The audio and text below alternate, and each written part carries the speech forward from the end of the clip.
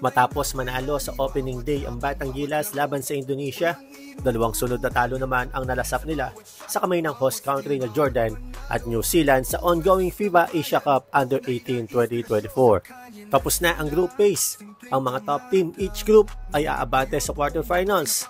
Ang second at third naman ay dadaan pa sa qualification to quarterfinals at ang last team naman ay goodbye na sa tournament. Sa Group A, number 1 team ang powerhouse team na Australia. Second at third naman ang Lebanon at Chinese Taipei. Sa Group B, ang defending champion na South Korea ang nanguna. Pangalawa ang Iran, pangatlo ang India. Undefeated din ang China sa Group C. Second ang Japan at pangatlo ang Qatar. Sa Group D na kinabibilangan ng Pilipinas, number 1 team sa group ang New Zealand, then Jordan at second at Batang Gilas naman ay pangatlo. Waiting na sa quarterfinals ang Australia, Korea, China at New Zealand bilang mga top teams sa bawat group. At tulad ng sabi ko kanina, ang second at third naman ay dadaan pa sa qualification to quarterfinals. At ito ang magtatapat ng mga teams sa qualification to quarterfinals. Lebanon versus India, Iran versus Chinese Taipei, Jordan versus Qatar, at ang third rank na Pilipinas sa Group D ay kakalabanin naman ang second rank team sa Group C na Japan. Kaya naman para sa Batang Gilas, natalo man ng dalawang sunod ay may chance pa rin sila na makapasok sa susunod na round.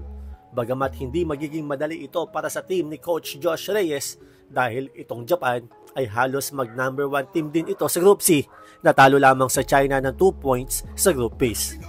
Magiging tinik sa lalamunan ni Coach Josh Reyes ang 6'8" na si Leon Watanabe na leading scorer ng Japan na may average na almost 16 points at 8 rebounds per game.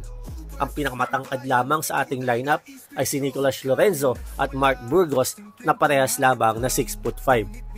Muling sasandal ang ating kupunan sa ating leading scorer na si John Earl Medina na umiscore ng 30 points last game laban sa New Zealand. Andyan din ang shifty point guard na si Mark Iric Esperanza na most consistent player natin sa tournament na to. Gusto din naman makabawi ni Wilhelm Cabonillas matapos ang kanyang excellent performance sa opening day ay off game naman siya last 2 games. Ang top 4 teams matapos ang tournament na to ay mag-qualify sa FIBA World Cup Under-19 next year sa Switzerland. For more basketball updates, huwag kalimutang mag-subscribe dito sa aking YouTube channel na From the Sideline.